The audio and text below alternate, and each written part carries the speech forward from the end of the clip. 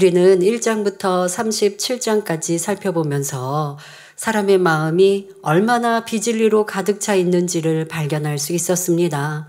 이 말씀을 통해 여러분은 자신의 마음을 돌아보고 발견하는 기회로 삼았어야 합니다. 욥기 말씀을 들으며 자신의 마음을 철저하게 해부할 수 있었다면 이는 여러분에게 엄청난 능력이요, 영적 성장의 원동력이 되었을 것입니다. 욥은 자신이 배운 지식과 기준 안에서 선을 행하며 도리를 쫓아 살아갔습니다. 하나님은 이러한 욥을 사랑하셨지만 그것만으로는 충분하지 않았습니다. 하나님의 사람들은 자신이 의롭다고 여기는 것조차 하나님 앞에서는 의가 아닐 수 있음을 깨닫습니다. 그러니 하나님이 원하시는 의와 선을 쫓아갈 수 있는 것이죠. 욥 또한 자기 보기에 의가 아닌 하나님 보시기에 의로운 사람으로 만들기 위해 하나님께서 연단을 허락하셨습니다. 이에 하나님께서 그들에게 진정한 깨달음과 회개를 주시기 위해 38장에서 직접 등장하여 말씀하시기 시작합니다. 과연 하나님께서 어떤 말씀으로 깨우침을 주시는지 살펴보겠습니다. 본문 욥기 38장 1절 2절에 때에 여호와께서 폭풍 가운데로서 욥에게 말씀하여 가라사대 무지한 자로 이치를 어둡게 하는 자가 누구냐 하십니다. 하나님께서 바람과 함께 폭풍 가운데 나타나신 것은 사람들이 두렵고 떨릴 수밖에 없는 하나님의 권세의 상징입니다. 그동안 욥과 친구들과 엘리후는 칭찬받을 만한 일을 하지 못했고 오히려 하나님이 진노하실 수밖에 없는 말들을 쏟아냈습니다. 그러니 하나님께서 사랑하는 욥아, 욥의 친구들아, 엘리후야 이렇게 사랑스럽게 부르며 나타나실 상황이 아니었습니다. 욥의 경우는 악해서 그런 것이 아니라 영적인 무지함 속에서 비롯된 것이기에 하나님께서 책망하시지는 않으시지만 그렇다고 부드럽게 다가가실 수는 없는 상황이지요. 더구나 욥의 친구들과 엘리후는 너무나 무지한 가운데 아는 척하며 악하고 교만한 말들을 마구 쏟아냈기 때문에 하나님께서 위엄과 권세로 등장하실 수밖에 없는 것입니다. 하나님께서는 먼저 무지한 말로 이치를 어둡게 하는 자가 누구냐라고 물으십니다.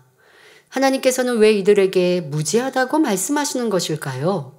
참된 도리를 알지도 못하면서 아는 체하며 옳은 것을 그르다, 그른 것을 옳다 하면서 변론을 계속해 왔기 때문입니다. 그러니 하나님께서는 무지한 말로 내 뜻을 흐리게 하는 자가 누구냐? 너희들은 옳은 것을 옳지 않다 하고 옳지 않은 것을 옳다 하면서 변론하고 있구나 라고 말씀하시는 것입니다. 그러면 여기서 무지에 대하여 좀 더 살펴보겠습니다. 사도행전 8장에는 마술사 시몬의 이야기가 나옵니다. 시몬은 사마리아에서 뛰어난 마술로 유명한 사람으로서 자칭 큰 자였으며 사람들은 그를 하나님의 능력을 받은 자로 여겼습니다. 그런데 이러한 시몬도 빌립 지사의 전도를 듣고 예수 그리스도를 믿고 세례를 받습니다. 이후 예루살렘 교회는 사마리아에도 하나님의 말씀이 전해졌다는 소식을 듣고 사도 베드로와 요한을 그곳으로 보냅니다. 사마리아의 그리스도인들은 물 세례는 받았지만, 물로 주는 세례는 받았지만 아직 성령이 임하지 않은 상태였습니다. 하지만 베드로와 요한이 그들에게 안수하였지요. 그랬더니 성령이 임하였습니다. 그런데 이 광경을 지켜본 마술사 시몬은 안수를 통해 성령이 임하는 권능을 자신도 갖고 싶었습니다. 이에 사도들에게 돈을 주면서 이 권능을 내게도 주어 누구든지 내가 안수하는 사람은 성령을 받게 하여 주소서라고 요청합니다. 그러자 베드로는 시몬을 호되게 책망하며 내가 하나님의 선물을 돈 주고 살 줄로 생각하였으니 내 은과 내가 함께 망할지어다 합니다. 이어서 너의 이 악함을 회개하고 주께 기도하라. 혹 마음에 품은 것을 사하여 주시리라 말합니다. 마술하던 시몬은 예수 그리스도를 영접하고 물 세례까지 받았으나 돈으로 성령을 살 줄로 알았으니 영적으로는 얼마나 무지한 사람입니까? 오늘날도 많은 사람이 하나님의 말씀과 율법을 자신의 생각에 맞춰서 신앙생활을 합니다. 어떤 사람들은 하나님의 말씀 중에서 자기 생각에 맞지 않는 부분은 빼거나 희석해서 가르치기도 합니다. 성경에는 거룩하라, 죄를 버리라, 육체의 일을 행하면 천국에 들어갈 수 없다, 행함이 없는 믿음은 죽은 믿음이다. 이런 말씀들이 수없이 기록되어 있습니다. 그런데 이런 말씀은 빼버리고 주님을 믿기만 하면 구원받는다고 가르칩니다. 생명책에서 그 이름을 흐린다는 말씀도 있는데 한번 성령을 받은 사람은 하나님의 말씀대로 살지 않아도 반드시 천국에 간다고 가르치는 것입니다. 우리는 오직 진리인 하나님의 말씀으로 모든 것을 바로 분별할 수 있어야 합니다. 하나님의 말씀은 곧 하나님의 마음이요 하나님 자체이시니 1.1획도 변할 수 없음을 알아야 합니다. 그런데 입술로는 믿음대로 될지어다 선포하고 말씀대로 행하라고 가르치지만 정작 자신은 어려움이 닥쳤을 때 믿음대로 행동하지 못하는 사람들이 많습니다. 항상 기뻐하라, 범사에 감사라는 하나님의 말씀을 열심히 가르치면서도 정작 자신은 시험과 환난 속에서 고통받으며 염려와 근심으로 탄식하지요. 이런 것이 다 영적인 무지요 죽은 믿음임을 깨달아야 합니다. 욥과 새 친구들이나 엘리후도 육적으로는 지혜롭고 총명했지만 영적으로는 하나님의 뜻을 알지 못했기 때문에 하나님께서는 그들에게 무지하다 말씀하시는 것입니다. 사람의 지혜와 하나님의 지혜는 전혀 다릅니다. 예를 들어 예수님께서 십자가에 못 박히셨을 때 대제사장, 서기관, 장로들은 조롱하며 내가 하나님의 아들이라면 십자가에서 내려오라고 비웃었습니다. 그들은 예수님이 다른 사람을 구원할 능력이 있다고 말하면서도 정작 자신은 구원하지 못하는 것처럼 보이는 상황을 비난했지요. 하지만 이러한 그들의 반응은 사람의 지혜에서 나온 것이며 하나님의 구원 계획을 이해하지 못한 무지에 불과했습니다.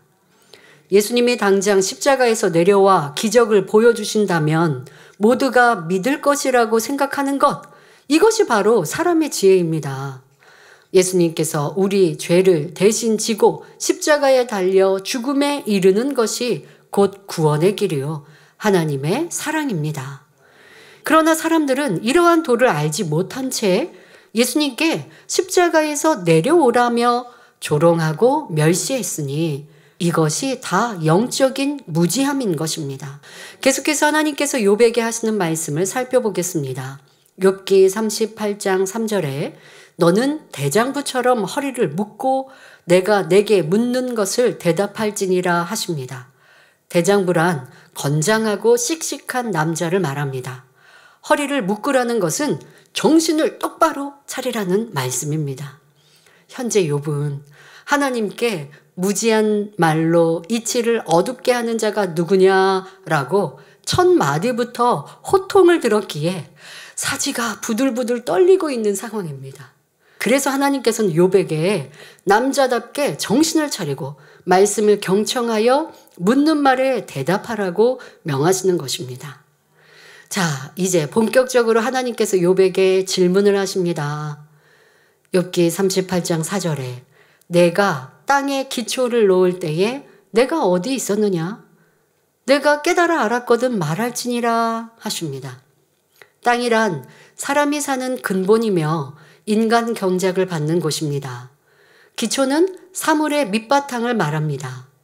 성도 여러분, 하나님께서 이 땅에 기초를 어디에다 놓으셨는지 여러분은 알고 계십니까? 이 질문에 대답할 수 있는 사람은 아무도 없습니다. 과학이 아무리 발달해도 하나님께서 이 땅의 기초를 어디에 놓으셨는지 사람들은 알 수 없습니다.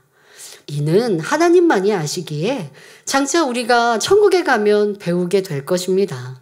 하나님께서는 욥에게 내가 땅에 기초를 놓을 때에 네가 어디 있었느냐라고 물으십니다. 여기서 땅에 기초를 놓을 때란 바로 창세기 1장을 말합니다.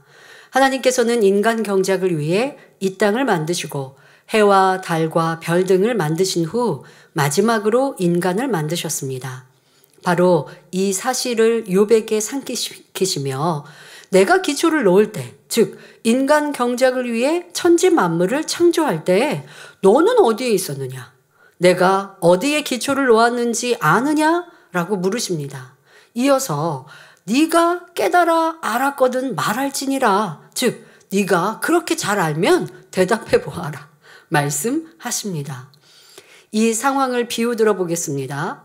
두 사람이 어떤 문제를 놓고 대화하는데 한쪽은 그 방면에 깊은 경험과 숙련된 기술을 가진 사람이고 다른 한쪽은 이론이나 지식은 뛰어나지만 실제적인 경험이 없는 초보자입니다. 초보자는 자신이 배운 이론만 믿고 의기양양하지만 경험자는 그것을 가볍게 여깁니다. 왜냐하면 오랜 경험에서 얻은 통찰은 이론을 뛰어넘기 때문입니다. 그러니 경험자는 초보자에게 나이가 몇이냐, 경험이 얼마나 되느냐 등의 질문을 던질 수 있습니다. 이 질문은 초보자의 지식을 비난하기 위함이 아니라 자신의 한계를 자각하도록 돕기 위함이지요. 이와 마찬가지로 하나님께서 욥에게 내가 땅에 기초를 놓을 때에 네가 어디 있었느냐라고 물으신 것은 욥으로 하여금 자신의 지혜와 능력의 한계를 깨닫게 하시려는 것이었습니다. 욥은 지혜로운 사람이었기에 하나님께서 왜 이런 질문을 하시는지 즉시 깨달았습니다. 그래서 한마디도 대답할 수가 없었습니다. 성도 여러분, 사람이 이 땅에서 아무리 지식이 많고 지혜롭다고 자랑해도 하나님 앞에서는 지극히 미약함을 알아야 합니다. 당연히 하나님 앞에서는 나는 아무것도 아닙니다 고백하겠지만 진리를 듣고 배우면서 자신의 생각을 주장하거나 교회 안에서 자기를 내세우는 것도 하나님 앞에서 하는 것임을 알아야 합니다. 자신이 알고 있는 모든 경험과 이론, 사고방식들이 영적인 세계에서는 너무나 무지한 것이 될 수 있으므로 자기가 옳다 주장해서는 안 됩니다. 또한 세상에서 지혜가 있고 학식이 높으며 명성을 날린 사람도 그 이름이 영원하지 않습니다. 악인이나 선인이나 부자나 가난한 사람이나 결국에는 죽습니다. 평생 수고하며 쌓은 것들도 세상을 떠나면 더 이상 누릴 수가 없으니 헛될 뿐입니다. 우리는 이 세상에 헛되고 헛된 것에 관심을 두는 것이 아니라 하나님을 경외하는 지식으로 날마다 영적인 성장을 이루며 가장 가치 있고 영원한 천국을 소망하며 힘차게 달려가야 합니다. 이 세상 지혜는 삶을 살아가는 하나의 방편에 불과합니다. 아무리 지혜로워도 해 아래 수고하는 모든 것이 헛되며 구원받는 것과 상관이 없기 때문입니다. 그러나 하늘로부터 지혜를 받는 사람은 무엇을 하더라도 하나님의 영광을 위하고 주님을 닮아가며 하늘나라 상급을 쌓아나가니 빛나고 가치 있는 삶이 됩니다. 그러나 하나님을 믿지 않는 사람은 이 땅에서 본인이 갖고 있는 것만 소유할 수 있지요. 이 땅을 떠날 때는 아무것도 가져갈 수 없습니다. 그러기에 하나님께서는 이 세상의 것들을 자랑하지 말라고 말씀하시는 것입니다. 자랑할 것이 있다면 예수 그리스도를 믿고 천국 백성이 된 것과 하늘나라의 시민권이 있음을 자랑하고 영생의 길로 가는 것을 자랑해야 합니다. 그러므로 사도 바울이 갈라디아서 6장 14절에 내게는 우리 주 예수 그리스도의 십자가 외에 결코 자랑할 것이 없으니 그리스도로 말미암아 세상이 나를 대하여 십자가에 못 박히고 내가 또한 세상을 대하여 그러하니라 했던 고백이 바로 여러분의 고백이 되기를 주님의 이름으로 축원합니다.